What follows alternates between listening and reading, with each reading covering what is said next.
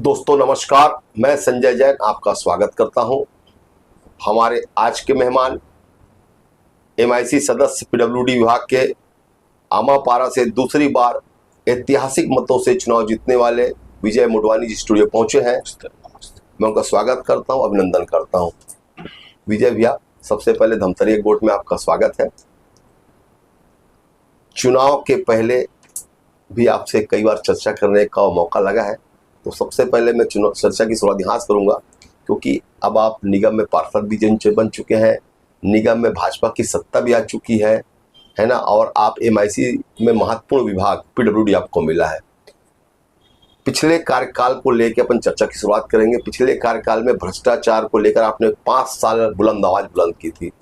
आपके आने के बाद निगम में क्या परिवर्तन हुआ, कितने लोगों कितने कामों की जांच शुरू हुई है और कितने लोगों की कार्यवाही हुई है, सबसे पहले हम यहाँ से बात करते हैं। सर्वप्रथम तो आप सभी को चैत्र नवरात्र और हिंदू नववर्ष की बहुत बहुत बधाई, और धमतरिया गोट के पूरी टीम को बहुत बहुत धन्यवाद।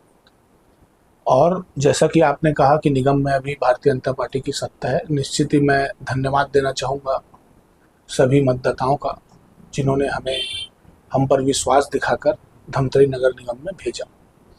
और भारतीय जनता पार्टी, मैं बता देना चाहूँगा आपको कि विकास के लिए राजनीति करती है, और कांग्रेस जो है वो विकास में राजनीति करती है। ये डिफरेंस है कांग्रेस और भाजपा। और इससे पूर्व में जो कांग्रेस की एक्सीडेंटली सरकार नगर निगम में बनी थी,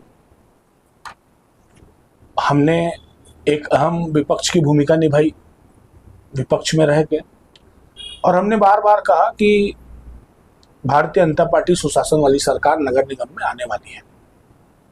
सबसे पहला काम अगर कोई होगा तो दोषियों पे कार्रवाई जी। जो धमतरी नगर निगम में एक्सीडेंटली 5 साल की सरकार रही, इनका कॉन्सेप्ट क्लियर था, केवल और केवल भ्रष्टाचार। इनका कोई विजन नहीं था। जनता ने जनादेश दिया जनहित के कार्य करने के लिए, शहर का विकास करने के लिए, बट इन्होंने विकास किया, स्वयं का विकास किया। अब हमें महत्वपूर्ण जिम्मेदारी जनता ने दी है, और मैं आपको बता देना चाहूंगा कि सबसे पहला काम जो एमआईसी की बैठक में हुआ जी, उसमें 13 बिंदुओं में बात हुई, चाहे वो हाईटेक बस स्टैंड को लेकर हो, चाहे वो नालंदा परिसर को लेकर हो, चाहे वो वार्डों में जलमग्न हो जाता है, ड्रेनिंग सिस्टम को दुरुस्त करने के लिए लगभग 14-15 करोड़ रुपए की राशि शासन को भेजी गई है स्वीकृत के लिए, चाहे वो विद्युत को लेकर हो, अन्य प्रकार के 13 बिंदुओं में बात हुई। उसमें एक मत होकर सभी 8 एमआईसी मेंबरों ने और आदरणीय सभापति ने आग्रह किया महापौर जी से कि इससे पूर्व की जो सरकार थी कांग्रेस की, भ्रष्टाचार सरकार जी, चाहे वो लाइट का मामला हो भ्रष्टाचार को लेकर, चाहे वो रिक्शा का मामला हो, चाहे वो हाथ ठेला का मामला हो, चाहे वो कास्ट आयरन बेंच का लेकर हो, चाहे वो विभिन्न प्रकार के, मतलब केवल और केवल वहां भ्रष्टाचार हुआ है, तो उसकी जांच होनी चाहिए। तो कास्ट आयरन बेंच जी और लाइट को लेकर जी, जो कास्ट आयरन बेंच मैं बार बार बताया था आपको कि मार्केट दर से अधिक दाम में खरीदी गई है, तो इनका कहना था कि हमने जैम पोर्टल में खरीदी किया। चलो, जैम पोर्टल में भी आपने खरीदी किया, धन्यवाद के पात्र है, बहुत अच्छा है, बट उसमें भी कुछ नॉर्म्स है, आईएसओ मार्का है जी। उसमें भी लिखा गया है कि आपको लाइट सिस्का या हेवल्स की खरीदी करनी है, बट बड़े दुर्भाग्य से कहना कर रहे हैं कि उन्होंने लाइट तो खरीदी की, लोकल लाइट 450 की लाइट को 5000 में परोसा, बट सिस्का का स्टिकर लगा दिया, स्टिकर लगा दिया, मतलब 400 की लाइट को 5000 बना दिया, 5 रुपए का स्टिकर लगा दिया। तो आदरणीय महापौर जी से आग्रह किया गया बैठक में, और उन्होंने विश्वास दिलाया, और एमआईसी में प्रस्ताव पास हुआ कि उच्च स्तरीय जांच इस विषय पर होगी, और शासन को भेजा गया है, और जो जांच होगी वो प्रदेश सरकार करेगी। तो मैं आपको बता देना चाहूंगा कि 13 बिंदुओं में बात हुआ, और इस विषय में भी बात हुआ है कि जांच होगी। अभी आप आगे आगे देखिए क्या होता है, और जो भी दोषी है, मैं बार बार बोलता हूं, वो किसी भी दल का हो, भ्रष्टाचार करने वाला भ्रष्टाचारी है, चाहे वो कोई भी हो, और जांच बिल्कुल आगे आपको देखने को मिलेगा।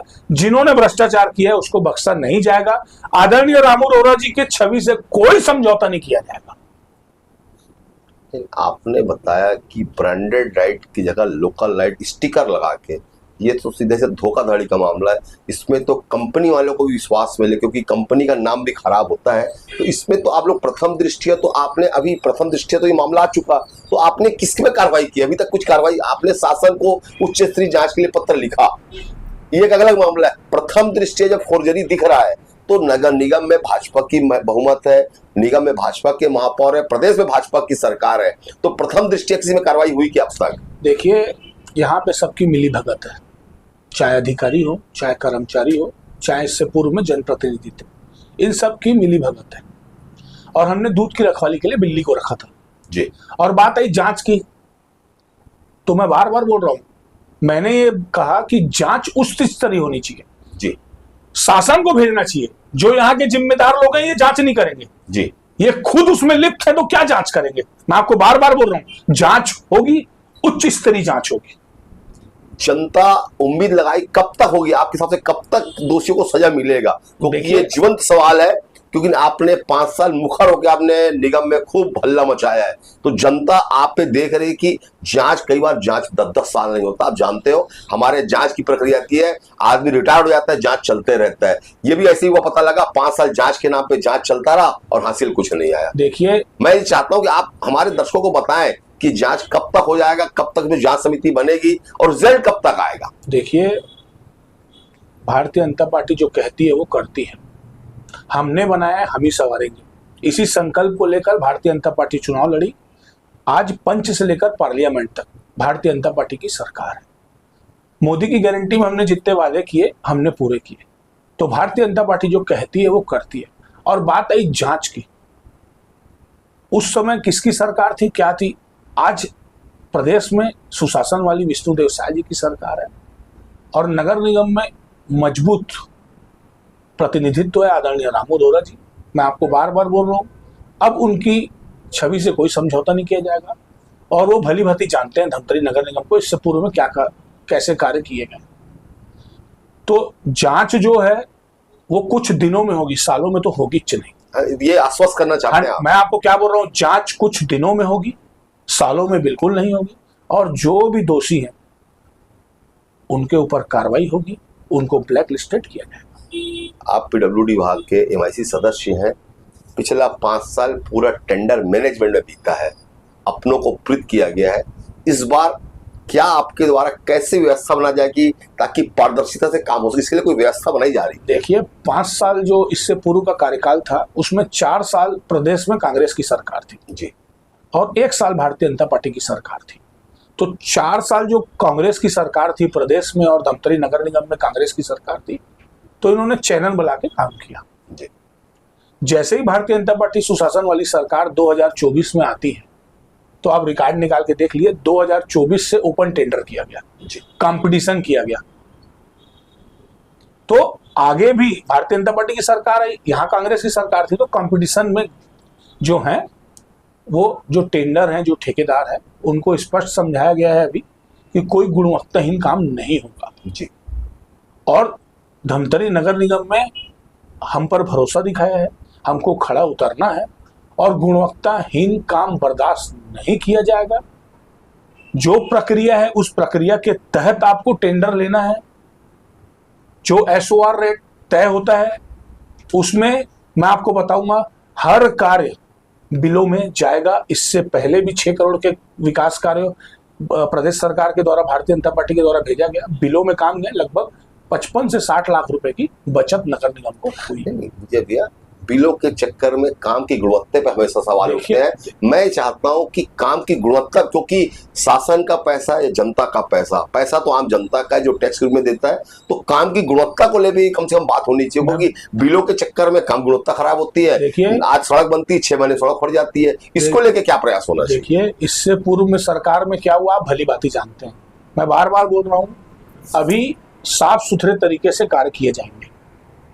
ठेकेदार एसओआर रेट में टेंडर होता है, अगर वो बिलो रेट में भर रहे हैं, मतलब उसको पता है, उसको टर्म्स कंडीशन पता है कि मुझे ये कार्य करना है, तो एसओआर रेट में बिलो में वो काम करेगा।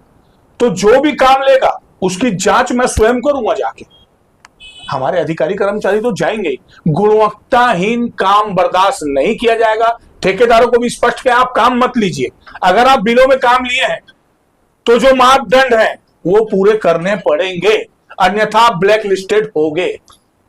अभी कुछ दिनों पहले फर्जी राशन कार्ड का मामला सामने आया है, 500 से हजारों राशन कार्ड फर्जी पकड़ाए हैं।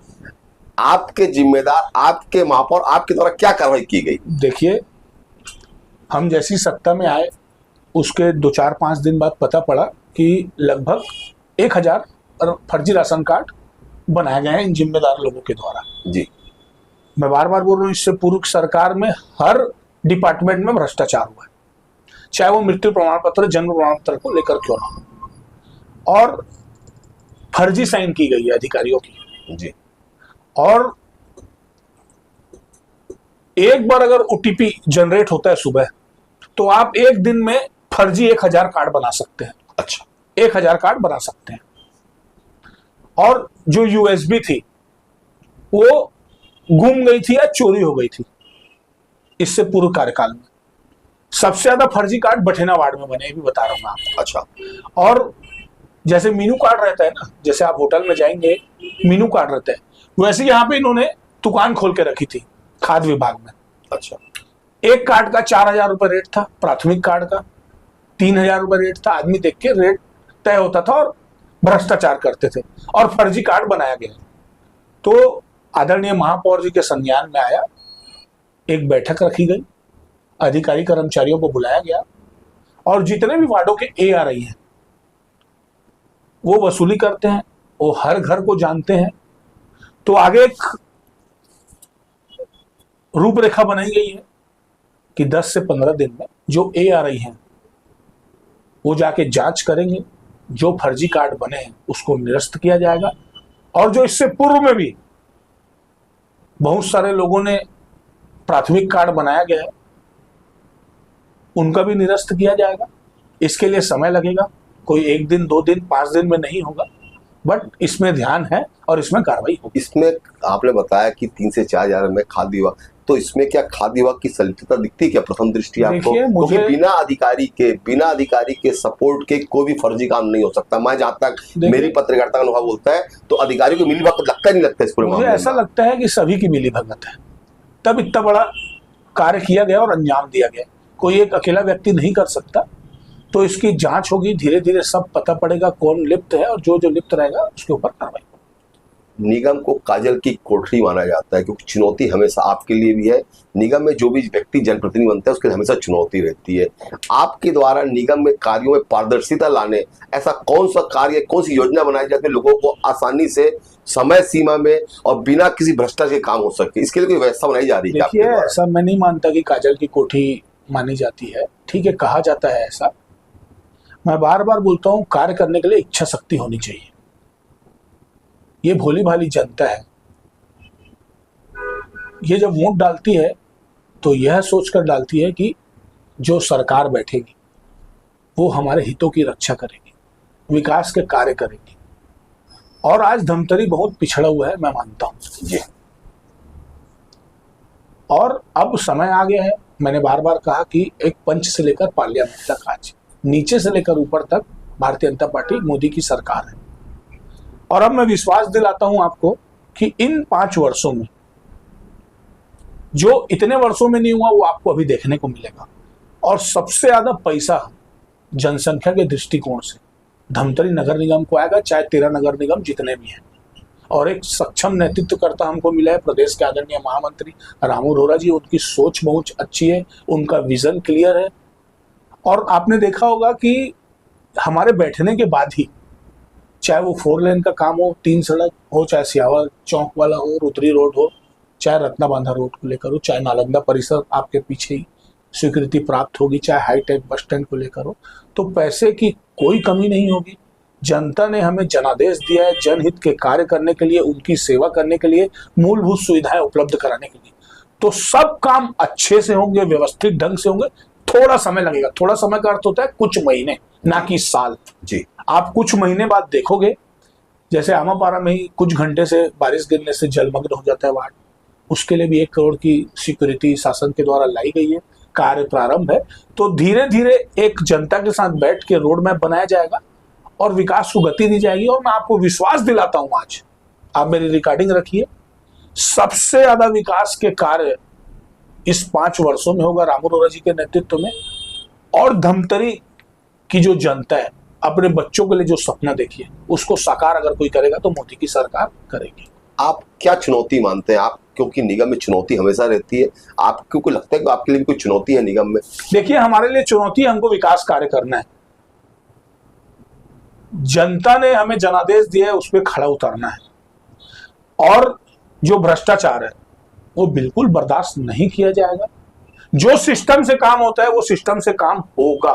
सबसे बड़ी हमारे सामने जो चुनौती है वो मूलभूत सुविधाओं को उपलब्ध कराना, जिससे आज जनता वंचित है। तो उसमें धीरे धीरे हम कार्य कर रहे हैं। चाहे स्वास्थ्य के क्षेत्र में आदरणीय नीलेश दुनिया जी हैं, उनको भी आप देखेंगे कि वो सड़कों में स्वयं उतर गए। जिस विभाग का MIC मेंबर बना है वो अपनी जिम्मेदारियों का अच्छे से निर्वहन कर रहा है और आगे भी करेंगे। और मैं फिर विश्वास दिलाता हूं कि जो आपके बच्चों ने सपना देखा है उसको साकार भारतीय जनता पार्टी करेगी और विकास के कार्य करेगी। आखिरी सवाल मोटवानी जी, शहर विकास की बातें हमेशा होती रही है।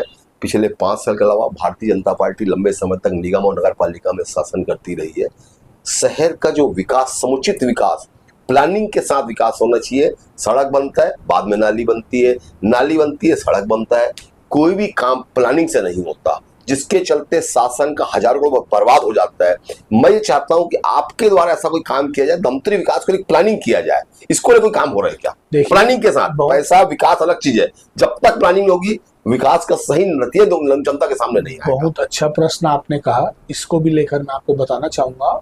जो इससे पूर्व में 6 करोड़ रुपए की राशि स्वीकृत हुई थी, आज से 5 महीना पहले सुशासन वाली सरकार ने 6 करोड़ भेजा था। हर वार्ड में लगभग 40 लाख 50 लाख के कार्य उसमें थे, जिसमें वर्क आदेश निकल गया था। बट आदरणीय रामू अरोड़ा जी के आते ही उनको लगा कि जो निर्माण कार्य हो रहे हैं, चाहे वो BT रोड का हो, CC रोड का हो, चाहे वो नाली का हो, व्यवस्थित नहीं हो रहा है। जिस तरफ ढाल है उस तरफ नाली नहीं जा रही है। और अगर उस तरफ नाली जा रही है तो एंड है नाली। मतलब सिर्फ पैसे खर्च करने और नाली बर्बादी। और कहीं नाली बनी हुई है उसको फिर नाली बना रहे हैं। जहां रोड बने हुए हैं वहां फिर रोड बना रहे हैं। तो निरीक्षण किया गया और ऐसे लगभग 1.5 से 2 करोड़ के कार्य लगे कि हमें यह नाली अभी नहीं बनानी चाहिए, तो उसको रोक दिया गया है। लगभग 1.5 करोड़ के काम है, चाहे CC रोड हो, चाहे नाली निर्माण के हो। और एक शासन को लगभग सर्वे करके 15 से 16 करोड़ रुपए का नाली निर्माण का शासन को भेजा गया है। और जितने भी ये टेंडर थे कैंसिल हुए 1.5 करोड़ के। अच्छा, ताकि एक साथ नाली बने, एक साथ ढाल हो, और जो वार्डों में जलमग्न होते हैं, जो वार्ड है, उनको भी चिन्हांकित किया गया है कहां पे सफाई नहीं हो रही है। एंड मुजगान है, उसमें भी STP का प्लांट लगा गया है। तालाबों में पानी भेजा जाएगा, फिल्टर करके सौंदर्यीकरण किया जाएगा और जनता के साथ बैठ के रोड मैप बनाया जाएगा। अभी शुरुआत है, हम हर वार्ड में जाएंगे। हमने कहा है अपने पार्षदों को भी कि हर वार्ड में जाएं, आप जनता से पूछिए वो क्या चाहती है, उस पे काम करेंगे हम। और जो वार्डों में जलमग्न होता है उसको भी ध्यान में रखते हुए, मैं इस वर्ष तो नहीं बोल पाऊंगा, आमापारा का सवाल ये था कि इस साल लोगों को निजात मिल पाएगा। इस साल तो नहीं मिल पाएगी निजात, मतलब विकास कार्य कर, शासन से स्वीकृति आएगी, वर्क आदेश निकलेगा, कार्य होगा, इसके लिए 5 से 6 महीना चाहिए। हाँ, मैं ये विश्वास दिलाऊंगा कि जो आमापारा वार्ड में जो जलमग्न होता था, उससे 70 से 80% की निजात इस बरसात में मिलेगी। मतलब आने वाले बरसात में शहर वासियों को जो बरसाती के पानी में जो तकलीफ होती है तो नहीं होगी, संभाल ले। इस साल भी नहीं होगी, उतनी नहीं होगी। देखो, तकलीफ होगी बट उतनी नहीं होगी। और जो आने वाले वित्त वर्ष में बिल्कुल तकलीफ नहीं होगी, क्योंकि हमने रोड मैप बनाया है, उसके हिसाब से काम करेंगे। जो सफाई व्यवस्था थी, मैं बताया ना आपको, मूलभूत सुविधाओं से वंचित थे, तो धीरे धीरे सबको ठीक किया जाएगा और विकास के कार्य करेंगे आपके आशीर्वाद से। चलिए, बहुत बहुत धन्यवाद मोटवानी जी, आपने कीमती समय निकाला और जनता आप पे काफी उम्मीद देख रही है कि धमतरी में कुछ अच्छा होगा। बस धन्यवाद। बिल्कुल ही, आप सभी का इस अगली बार नई शख्सियत फिर आपसे मुलाकात। नमस्कार।